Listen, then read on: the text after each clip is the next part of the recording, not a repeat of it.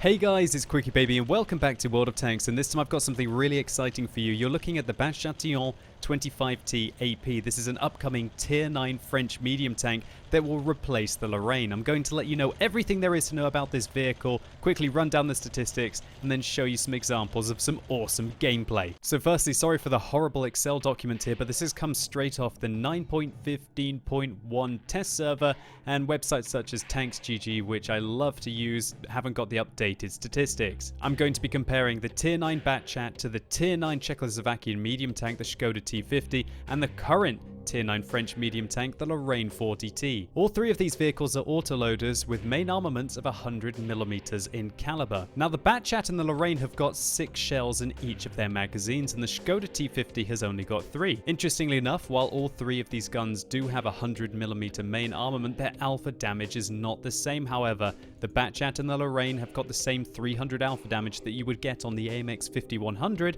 and if you choose to use the 100mm on the AMX 5120. Whereas the Skoda T50's 100mm main armament has got 320 alpha damage. What this means is that the Batchat, like the Lorraine, has a fantastic damage potential in each one of its magazines of 1,800. That is gigantic, especially when you consider that the Skoda T50, although that it has the higher alpha damage, has half the shells in each magazine, giving it a potential average damage per magazine of 960. However, one thing that's very important to stress is that the delay between each of the shells in the Batchat AP is rather long at 2.73 seconds, meaning that it's going to take you a hell of a long time to actually do that 1,800 damage from your first shell. It will take you a subsequent 13.65 seconds to fire off your other 5 rounds. And of course, with the Skoda T50, you've done 960 damage within 3.6 seconds of the first shell. Interestingly enough, the Batchat AP has a 45-second reload for its entire magazine. That's 5 seconds longer than it was on the Lorraine. The penetration of the Batchat 25 is not too bad. 232mm on its standard rounds, 263 with its premium rounds. This is the same as it was on the Lorraine, but unfortunately it doesn't get the same kind of APCR penetration the Skoda T50 has, let alone the shell velocity that you will get with the APCR rounds. And so that's definitely something to take into account. The accuracy of this tank, 0.36, is rather nice, not quite as good as the Skoda T50, but exactly the same as the Lorraine. And it's the same thing when we look at the aim time of these vehicles. The Lorraine 40T has 2.5 seconds aim time, and so does its replacement, the Batchat AP. This is 0.3 worse than the Skoda T50, which is not very desirable. However, the tank's health has remained unchanged at 1,600. But one thing that is certainly disappointing about the Batchat AP is the armor. It's very, very bad indeed. 30mm at the front, 25 at the side, and 20 at the rear, with 25 on the turret front, 25 on the turret side, and 20 on the rear of the turret. This means that the vehicle has 10 less millimeters than the Lorraine on the front, 15 off the side and 5 off the rear, and 20 off the turret front, 5 off the turret side, and equal rear turret armor. This is very significant because these values are so low. It means that pretty much every round that hits your tank is going to overmatch, and even at very extreme angles, hardly any parts of the armor ever reach a point where they're going to be able to avoid being penetrated. And that's certainly not the case for its bigger brother, the Batchat 25T at tier 10. If we take a look at the armor model here and we switch it to a live comparison, all sorts of funky angles mean that you're going to quite often be able to pull off ricochets, something that you shouldn't expect with the Tier 9 Batchat. Even when we look at the armor of the Lorraine, when you're using the full gun depression this vehicle gets, you do still have some parts of the armor that will be pulling off the occasional auto ricochet. And so that should be very frustrating for Batchat AP drivers, but one thing I must mention is that this tank is so much smaller than the absolute gigantic box that was the Lorraine. Hitting the side of a Lorraine, you would have to be very upset with yourself if you missed. However, the Batchat at tier 9 is a much smaller profile,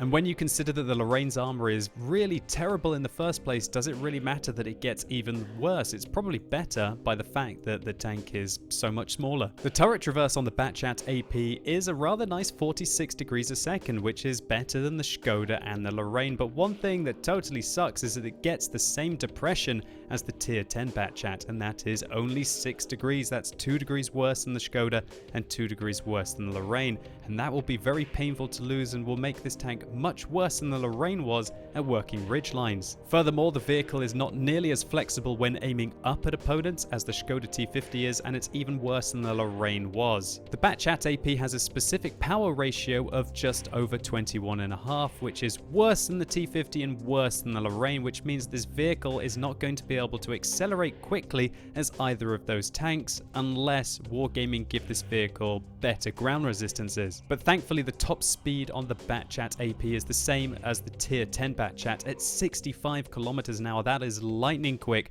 15 kilometers an hour faster than the Skoda T50 and 5 compared to its predecessor, the Lorraine 40T. Furthermore, the track traverse on this tank is an awesome 44 degrees a second, which is way better than the Lorraine 40T, and so you should feel that extra mobility when you're turning corners. The tank also has amazing camera rating when you're stationary and when you're moving compared to the other two vehicles. That's certainly something to watch out for, but unfortunately for the tank, it only gets 380 meters base view range, which is not nearly as good as the T50 or its predecessor, the Lorraine, at 400. And this is thoroughly disappointing, as it's almost certain that you're going to have to be using coated optics in this tank, which means then that you have to choose between using a gun laying drive or using improved ventilation. Whereas on the tier 10 Batchat, you can very easily drop out the coated optics to use improved ventilation when you start to get a very skilled crew with its 400 meters base view range. But I think that's quite enough theory crafting. Let's see how the vehicle performs in some gameplay.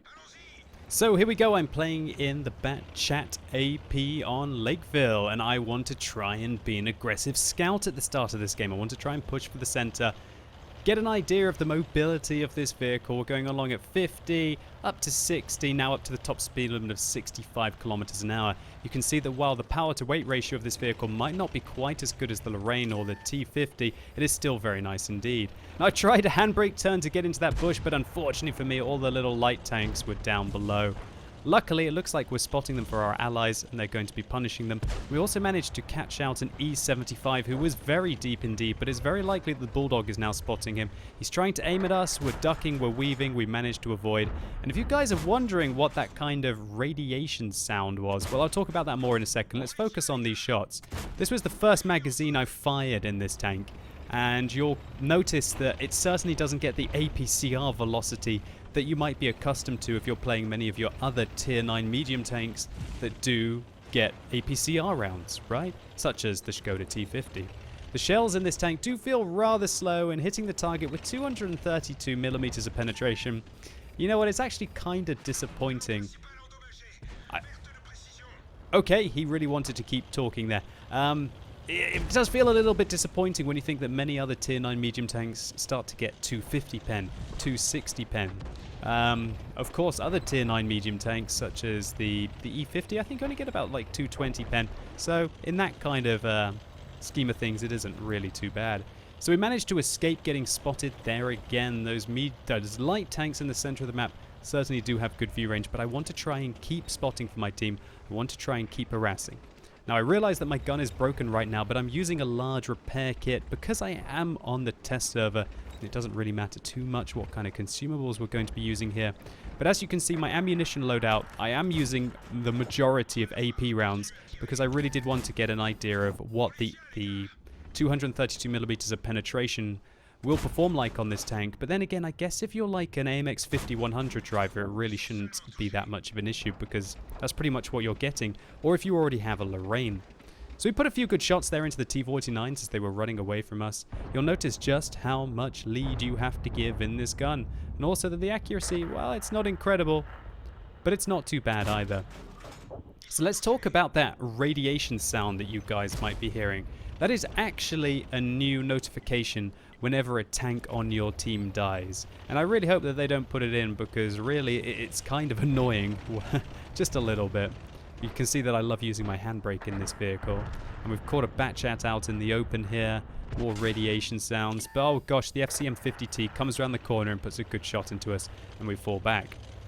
So you might notice that the reload time in this vehicle is quite long indeed. Remember to reload every single magazine, well each magazine I should say, it is 45 seconds. That feels so long, that's over double what it takes the Skoda T50 to reload. But then again, I guess you do have 6 rounds in the magazine rather than 3. So here we go, it's time to make our move. We've isolated this FCM50T and now we're going to go to town on him. 257, 302. What's the next one? 339, and now we should be able to finish him off with a shot into the cupola. And we've still got 2 rounds in this magazine left, and I've spotted a WZ-132 who's also on low health, so we should be able to hunt him down. We put 1 into him. As long as we don't low roll, we should be okay. 237 in there, finishing off 2 tanks with a single magazine, and that certainly puts us back into the swing of things here. We've also managed to break through the middle of the map, which allows us to also harass the east, but now be able to go around the west. Now you see me now loading an APCR magazine, and that brings me on to a key point that I didn't talk about in the statistics of this vehicle, and that is that it carries a horribly low amount of ammunition. It carries 30 shells in total in the tank with 300 alpha damage. Now that's the same amount of ammunition that the tier 10 Batchat carries, apart from the tier 10 Batchat does 390 alpha damage and not 300 with its rounds. Now, just to put this into perspective, a Lorraine 40T can carry 48 rounds of ammunition. That is an extra 18. That's absolutely crazy. That means that while this tank, if you penetrate every single round and you roll on average for 300, you're going to be doing 9,000 damage. I believe that means that the Lorraine 40T does, what, 14,400 with its 48 rounds. That is a big difference. And so what I think that you're going to find in this tank is that you will run out of ammunition quite a lot of the time, or start to get into that situation where your misses really will matter. Wow, that Batchat AP was very, very aggressive there. We put 1 into the turret of the IS, and then I believe our friend Amorax him there, the T-30, blowing that poor guy's head clean off. So we found out a lot about the Batchat AP from this replay. 1, its magazine is absolutely awesome. The way that I was able to pick apart that FCM50T and then follow it up with a kill on a WZ-132 really changed the engagement in the center of the map. That is what the Lorraine can currently do, and what also the AMX-5100 at tier 8 is fantastic for achieving in the battle. However, we also saw that the reload of this tank is rather frustrating. 5 seconds longer than the Lorraine is rather awkward. And so unlike the Skoda T50, which quickly puts out 960 alpha damage within 3.6 seconds, this tank requires a long time to unload. Its shells just don't feel quite as clean with that slight lower accuracy, the longer aim time, and the much lower shell velocity. It makes this more of a kind of an all-in assassin rather than that mid-range burster like on the Skoda. We also found out that this tank is lightning quick, irrelevant of it having slightly worse specific power ratio than the other 2 tanks in this comparison, and it does make an exceedingly good scout with its strong camo rating. You know what? Let's just see what happened on Malinovka when I took this vehicle scouting. So here we go, I'm on Malinovka with 4 artillery on my team, and I am literally the only tier 9 tank in this game. There's a tier 9 self-propelled gun on the enemy team, but it's a self-propelled gun and not a tank, right? Now I'm going to show you one of my favorite bushes to use in your light tanks, your medium tanks, when you do spawn on the northwest on Malinovka. I feel like this is the most successful bush. Well, the one that I have the most success with is probably the best way of saying it. And just look at what we spotted here. We've got a 113 on the left. We've got the Leopard in the open. And look what's about to happen to those very squishy tier 10 tank destroyers.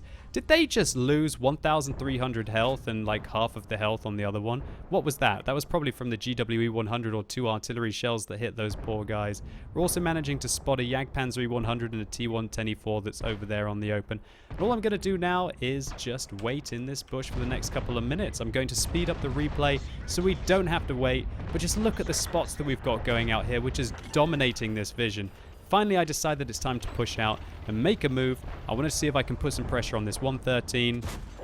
Nice! A great tracking shot there, and unfortunately he just manages to repair before we finish him off. I would have loved to have taken him out so we didn't have his view range spotting me for his allies. There are also 4 artillery on the enemy team that I need to be mindful of.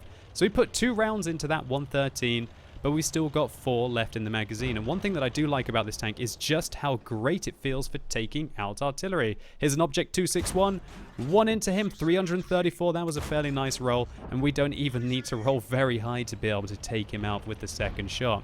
So that 2.73 seconds delay between the shells doesn't really feel too bad in that situation. Of course, it's not nearly as nice as the Skoda T50, but hell, it could be worse. And now we're getting locked down by a Grilla. We come around the corner, put a bit of pressure on him, and we see that there are 2 heavy tanks over there. Please don't hit me, FV215B and E5. One of them misses, The other one hits me in the back. There's an E5 heat round entering my vehicle, and I decide to reload. Now I'm using this building to hide from the artillery just long enough to avoid the heavy tank's reload, and then I decide that maybe this is a more sensible situation.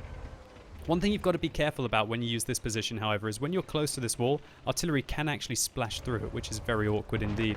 But now I'm using this bush, I should be able to just keep vision up on the E5, and gosh, it looks like the IS-7 finishes him off, and hopefully we can go after the FV-215B. We spot the GWE-100 in the open, just trying to feather out a shot on him. Where is he? There he is. There's one into his tank.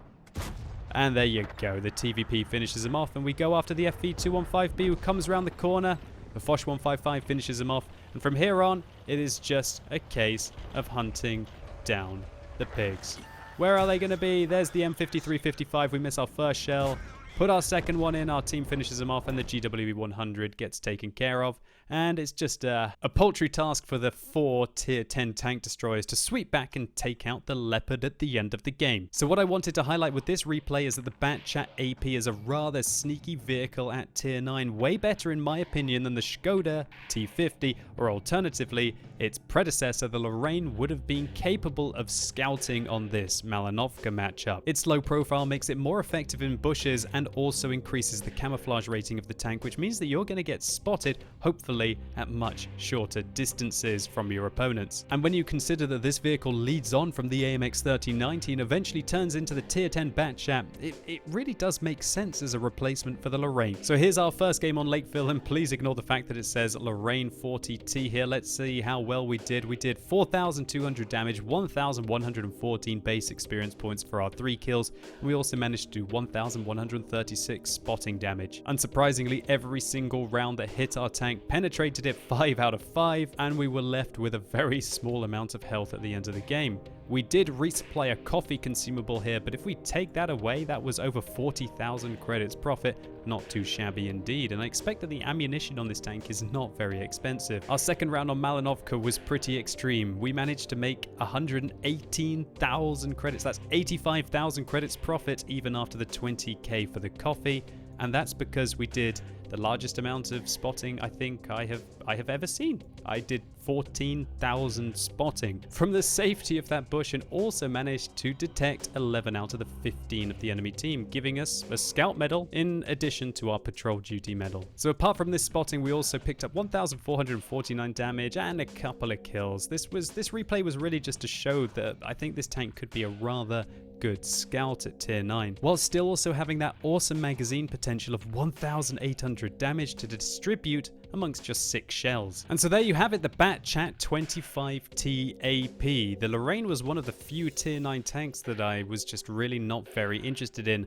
I felt like I'd rather play an AMX 5100 at tier 8 than play a Lorraine at tier 9. And while I feel that the Batchat AP will not be as good as the Lorraine for that ridgeline work with its 8 degrees of gun depression, and it also has 5 seconds extra on its magazine reload, I just think it's a much more proficient scout, a smaller target that should be harder to hit while it's making those aggressive plays. And I feel that the Batchat AP just makes much more sense when it evolves from an AMX 1390 into your tier 10 Batchat. So hopefully you guys enjoyed this video, or maybe it was just useful to you. If it was, please consider giving it a like down below. It really helps the channel out, and let me know in the comments down below what you guys think about the replacement for the Lorraine. Do you think it looks like a good replacement, or do you think there are enough features about it that are worse than the Lorraine that makes you wish that maybe you could still play it? And as always, thank you so much for watching. You've been epic, and hopefully I'll see you soon.